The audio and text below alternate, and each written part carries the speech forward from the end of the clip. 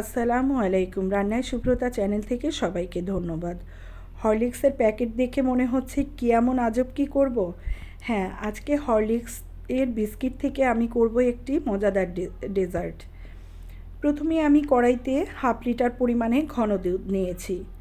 এই 1/2 লিটার দুধের মধ্যে আমি 2 টেবিল চামচ পরিমাণে গুঁড়া দুধ দিয়ে নিয়েছি।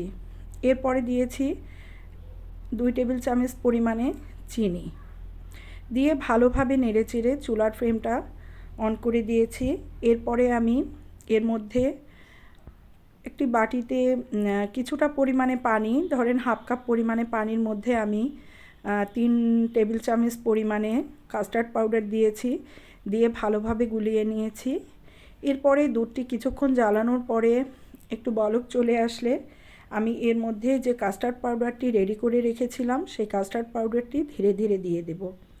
কাস্টার্ড পাউডারটি এমনভাবে দিতে হবে এবং নাড়াতে হবে যেন নিচে তলা না ধরে যায়। আর সবসময় খেয়াল রাখবেন দুধ জ্বালানোর সময় অবশ্যই ভালোভাবে নাড়াতে হবে। দেখুন আমার কাস্টার্ড পাউডারটি ঘন হয়ে এসেছে। এরকম ঘন অবস্থায় আমি রেখে দিব ঠান্ডা করার জন্য। এরপরে আমি একটি বাটিতে হুইপিং ক্রিম নিয়ে এনেছি 1/2 কাপ পরিমাণে। চাইলে আপনি আরও পরিমাণ বাড়িয়ে নিতে পারেন। আমার 1/2 কাপ পরিমাণেই হয়ে যাবে। এই হাফ কাপ পরিমাণে হুইপিং ক্রিমের মধ্যে আমি 1 টেবিল চামচ পরিমাণে গুঁড়া চিনি দিয়েছি এবং 1 টেবিল চামচ পরিমাণে গুঁড়া দুধ দিয়েছি। চাইলে আপনি এর মধ্যে একটু ভ্যানিলা এসেন্সও দিতে পারেন। দেখেন আমি ক্রিমটি করার পরে বাটিটি উল্টে দিচ্ছি, তাও আমার ক্রিমটি কিন্তু পড়ছে না, তার মানে আমার ক্রিমটি রেডি হয়ে গিয়েছে। এরপরে আমি 1 কাপ পরিমাণে ঘন দুধের মধ্যে 3 চা চামচ পরিমাণে হরলিক্স দিয়েছি। হরলিক্সটা দিয়ে ভালোভাবে নেড়েচেড়ে আমার এই পানিটিও রেডি হয়ে গিয়েছে। এরপরে আমি যে সার্ভিং ডিশটি নিব সেই ডিশের মধ্যে আমি বিস্কিটগুলো সাজিয়ে নেব। আচ্ছা, আমি একটা কথা বলি, এখানে আমি বিস্কিটগুলো সাজিয়ে নিয়ে তারপরে আমি হরলিক্সের দুধটি দিয়েছি, কিন্তু আপনারা আরেকটি কাজ করতে পারেন। সেটা হচ্ছে একটি বাটিতে এই যে দুধের পানিটা দিয়েছি, হরলিক্সের দুধের পানি, সেই দুধের পানির মধ্যে বিস্কিটগুলো ভিজিয়ে ভিজিয়ে উঠিয়ে আপনি এই সার্ভিং ডিশেও দিতে পারেন। তবে যদি বিস্কিটটা আপনারা একটু বেশি নরম খেতে চান, হার্ডি না রাখতে চান, সেক্ষেত্রে আপনি সেইভাবে দিবেন। আর যদি খুব একটু হার্ড রাখতে চান বিস্কিটটা, তাহলে উপর থেকে এরকম ছোট জগে করে পানি দিয়ে নিতে পারেন। তবে আমার কাছে মনে হয় এরকম একটু হার্ড থাকলে ভালো লাগে। আর হরলিক্স বিস্কিটটি কিন্তু একটু হার্ড থাকে। আপনারা যেভাবে পছন্দ সেইভাবেই করবেন। এরপরে আমি এই যে দেখুন আমি যে হরলিক্সের পানিটি করেছি, হরলিক্স দিয়ে সেই পানিটি আমি দিয়ে দিয়েছি উপর থেকে। একটু পরই দেখবেন এটিও একদম চুষে বিস্কিটগুলো পুরো পানিটি চুষে নিয়েছে।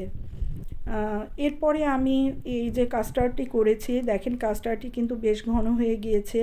এটি যখন আমি এখানে লেয়ার লেয়ার করে দিয়ে যখন ফ্রিজে রেস্টে রেখে দেব, তখন কিন্তু আরও কাস্টার্ডটি আরও ঘন হয়ে আসবে। আমি দেখেন একটি চামচের সাহায্যে কাস্টার্ডের লেয়ারটি বারবার করে দিয়ে দিচ্ছি, একটু পুরো করে দিয়ে দেব। পুরো করে দেওয়ার পরে আমি একটি চকলেট গানাশ করেছিলাম। চকলেট গানাশটি আজ আপনাদের আমি আজকে করে দেখাইনি, তবে এটিও কিন্তু অনেক ইজি। একটি গরম হাঁড়ির মধ্যে একটি বাটি বসিয়ে আপনি চকলেট দিয়ে এর মধ্যে সামান্য পরিমাণে দুধ, বাটার, চিনি দিয়ে গলিয়ে নিয়ে কিন্তু এই চকলেট গানাশটি করা যায়। আমি এটা অন্যদিন আপনাদেরকে দেখিয়ে দিব, তবে আজ আমি ইনস্ট্যান্টভাবে এই চকলেট গানাশটি করে দিচ্ছি। করে ডেকোরেশন করে এর উপরে আবার আমি বিস্কিটগুলো সাজিয়ে দেব। সেম প্রসেসে আবার আমি উপর থেকে সেই হরলিক্সের যে পানিটি করেছি সেটি দিয়ে দিব। তবে সব থেকে ভালো হয় যদি আপনি বিস্কিটগুলো আগে থেকে ভিজিয়ে এনে এর উপরে দেন। এরপরে আমি এই বিস্কিটগুলো দেওয়ার পরে আমি আবার এক পরত কাস্টার্ড দিয়ে দিব। কাস্টার্ডটি দেওয়া হয়ে গেলে আমি এর উপরে যে হুইপ করে রাখা যে ক্রিমটি করেছি সেই ক্রিমটি একটি পাইপিং ব্যাগের মধ্যে নজল সেট করে ঠিক যেভাবে কেকে ডেকোরেশন করে আমি সেইভাবেই ডেকোরেশনের মতো করে পাইপিং ব্যাগের মধ্যে এই হুইপিং ক্রিমটি ভরে নিয়ে আমি উপর থেকে ডেকোরেশন করে দেব। দেখুন আমি কিভাবে ডেকোরেশন করছি।